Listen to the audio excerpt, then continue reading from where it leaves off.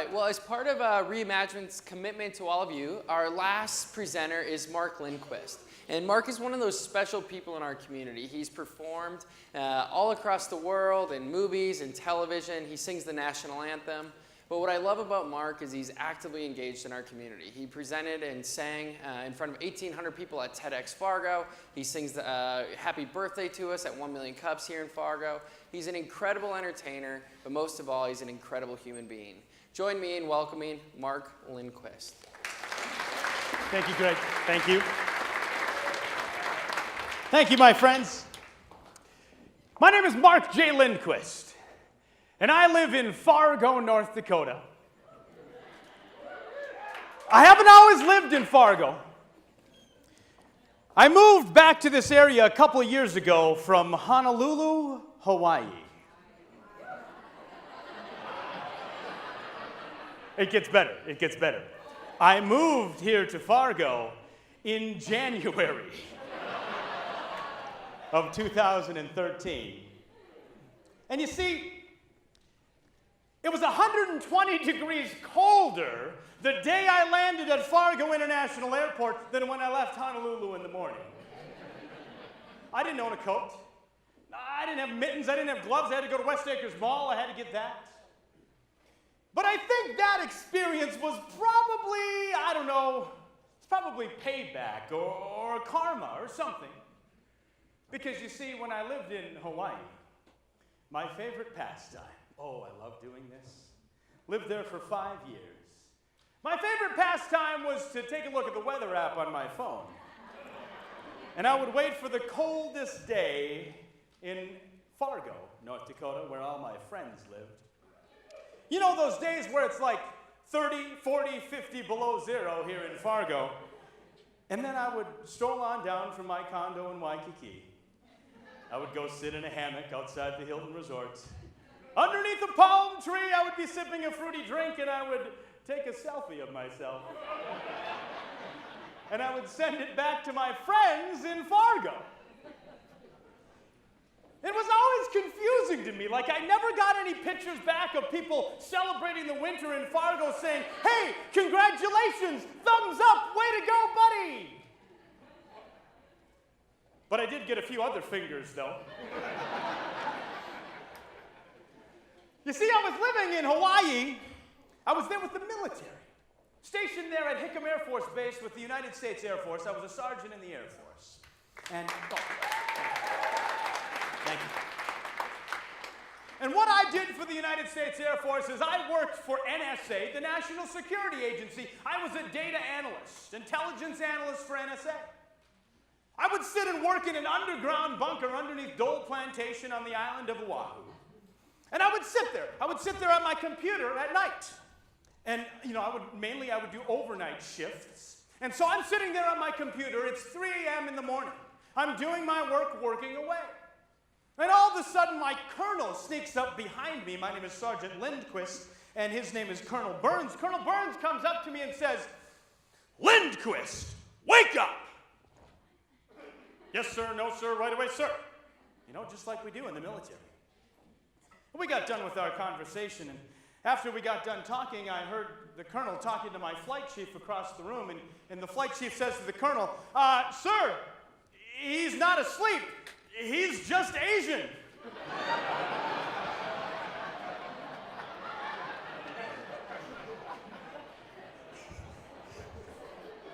You can't make that stuff up. You see, when I was stationed at Hickam Air Force Base, you know, I was working, you know, the regular shift like we all do, you know, to get a 9 to 5 or overnight shift. And in my off hours, I knew a friend who was a producer on Lost. And so, you know, when my nights and weekends and off time, he got me a couple roles on Lost. And you know, just like we all start out in the acting world, you start at the back of the line. You start at the bottom of the ladder. And if ABC's Lost calls and says they want you to come on set, you'll do anything. You know, you'll sweep the floor, you'll clean the toilets, whatever. What do you want me to do? So early on in my acting career, I just started doing background roles, you know, extra kind of stuff. And you see, I moved to Hawaii. I grew up around here. I grew up 2 hours south of here. I was born in Seoul, South Korea, but then had the good fortune to be chosen for adoption, brought here to America to live, and then raised by a Swedish-Norwegian family named Lindquist, right? And don't I fit in with that, right? Good Swede on stage here. And so down in our small town of Ortonville, Minnesota, 2 hours south of here, hey, all right. Down in Ortonville, it was really just me and a bunch of white kids, right? That's all it was. And then I came up here to Fargo-Moorhead for college. And again, it was just me and a bunch of white kids. I moved out to Hawaii. Ah, my people, right? And so we were there on the island of Oahu. And do you guys know the show Lost? Do you guys know Daniel Dae Kim, the Korean actor on Lost? And so what they would do early on in my acting career is whenever there was a flashback to like a scene where there was a family gathering and they needed a bunch of Asians, they'd call me because I qualified, right? And so, it was early. This was the first scene. This was my first opportunity. I'm a small-town kid from Ortonville, Minnesota. Grew up here in the Midwest. I get to go on the set of ABC's Lost. I'm excited about it. My first episode. Doing some work with Daniel Dae Kim. And I tell you what, I told everybody. I told everybody, I said, yeah, this is my big shot. It's going to be Thursday at 7 p.m. You gotta watch it. I sent Facebook messages. I was on Twitter. I was sending text messages, smoke signals, and carrier pigeons, and everybody knew. Everybody knew to watch Thursday, 7 p.m., watch Mark's big moment on Lost. And so the day goes on. And see, Hawaii is 4 hours after the central time zone, where all my friends live here in Ortonville and in Fargo. So all day long, while I was checking my phone, and people were watching the episode here in the central time zone, and they said, "Congratulations, man, this is so cool. I saw you on national television. This is so great." My mom called me from Ortonville, and she said, "Mark, this is the proudest moment of my life. I got to see my son on national television." 4 hours later, I'm sitting in Hawaii and watching the episode. And I was on set. I know the scenes I was in. Guess what? You couldn't see me. What they were seeing was my Korean buddy Dave, right? Proving that us Asians look alike to all you white people. Even my own mother, my white mother, couldn't tell me apart.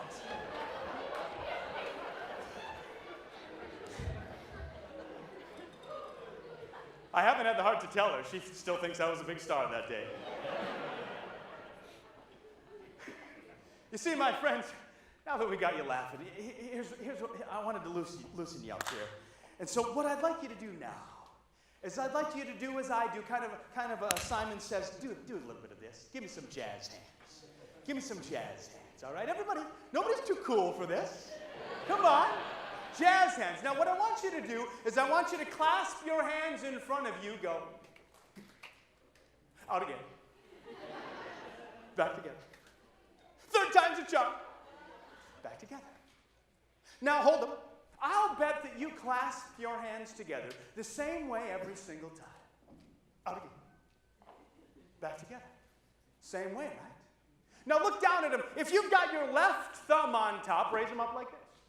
If your left thumb is on top, it's about, half the audience. Out again. Back together. Left thumb on top. Right? Now, shout it out. Participation here. Why would some people have their left thumb on top and some people have their right thumb on top? Any ideas? Oh, left-handed, right-handed? Is that what I heard? Any other guesses? Genetics. Right brain, left brain? Is that, what did you say? I don't know what you said. Something with your right brain or left brain. Man, that's a really good answer, right? Who knows? Out again. Back together again. Okay, so now hold them out in front of you like this. What I want you to do now is I want you to reverse the grip so that the wrong thumb is on top. Go. How's that feel? Gross? Yucky? No good? Out again. Now what I want you to do this time is I want you to clasp your hands together so that the wrong thumb is on top. The wrong thumb, go. We got a gal down here that went, ah! Got it, right? That's hard to do, isn't it? That's hard to do. Why is it that some people have their right thumb on top, some people have their left thumb on top? Why is it that one way feels good and the other doesn't? Because there's certainly no right or wrong way to fold your hands, right? Let me show you. When your hands fumble together as a little baby, your brain says, aha, that's how we do that. And you'll do it the same way for the rest of your life. Arms out like this. Now what you're going to do this time is you're going to fold your arms, go. You know the drill. Back together. And third time's a charm. Back together again. Right? Now, you know the drill again. Switch the grip. How's that feel? How's that feel? Are we good? No? No? How's that feel? Doesn't feel so good, right? See, I fold my arms like this. This is how I fold my arms, right? And as soon as I do this, I'm like, is my fly down? I feel uncomfortable. What's happening? It doesn't feel right, right? It's like you can't even do it. Why do you think that is? It's the same reason. When your arms fumble together as a little baby, your brain says, aha, that's how we're going to do that, and you'll do it the same way for the rest of your life. Why do I share this? You see, I'm 34 years old, and this is how I fold my arms. I've been folding my arms like this for 34 years, and I feel comfortable doing this. I can run around and have a good time. This is, this is me. I like this. This is how I feel good. But as soon as somebody asks me to do this, all I want to do is go back to this. That's all I want to do, right? It's almost a physical reaction. You see, you're here at a conference themed the Reimagine Conference. You see, this whole process of, that doesn't feel good, let's go back to that. I think we can liken this exercise to anything like change, right? I think about it like this. You're adapting to a new nutrition plan. Or maybe you're starting a new exercise habit, right? Or maybe you're starting to think more positively. Or maybe you're here at this conference and you learned something that you're going to go back to your companies and you're going to stretch yourself. You're going to grow. You're going to reimagine you and your business in the future. I believe that you've been doing it like this, right? And maybe this has gotten you to the successful point where you are today. However, now we're going to grasp some new ideas. We're going to push ourselves to the edge of our comfort zone. And we're going to ask ourselves and our company to do this. And all I say is, whenever you encounter some sort of change like that, I think all you have to do is sit here long enough that this becomes the new normal, right? That this becomes the comfortable thing. This is the new thing. Every time I do it like this. Every time I wake up in the morning and I do the thing, this is how I do it. It becomes the new habit, you see? And I think you can use that with your team. I think you get together in a meeting and you show them that when we're going to try to chart these new waters and we're going to take ourselves to the next level, you know what, folks? For a while, it's going to feel wrong. But if we just join together as a team and say, you know what, we came to Fargo, we went to this Reimagine Conference, and now I think we've got a new frontier for our company. It's going to feel like this for a while. But just trust me. Just stick with me for a while. If you feel uncomfortable, just do some jazz hands and then come back, right? See, doesn't it make sense? That's what you're going to feel for a while. Anytime you're stretching yourself and pushing yourself to that next level. And I think as you do that, I think it's appropriate to talk about what my father taught me. He said, Mark, here's the deal. I know what you want to be when you grow up. I know what you want to be. You want to be sitting on this chair at the end of your life. Maybe it's a rocking chair on the front porch and you're old and you're looking back at the years you've lived. You got a big gray Fu Manchu and you're looking back at life. And you got all the neighborhood kids gathered around you. And they're saying, Uncle Mark, Grandpa Mark, tell me about life. You never want to have to look those kids in the eye and say, man, I wish I would have. I wish I would have taken a shot. I wish I would have swung the bat. I wish I would have pushed myself outside of my comfort zone a little more often. You never want to have to sit in that chair and say, I wish I would have. What you want to be when you grow up is you want to be sitting in that chair and you want to have all the neighborhood kids gathered around you. And you want to say, hey, come here, come a little closer. And let me tell you the tale of adventure about the time I'm glad I did. You see, my friends, I think that some of the things that you might have learned in your sessions and at this Reimagine Conference, you're going to be stretching yourself. You're going to be growing. You're going to be pushing yourself to the next level. And I say that if you go through this process and you live there long enough, I'm going to say that you're going to be glad that you did. Ladies and gentlemen, my name is Mark Lindquist. Thank you.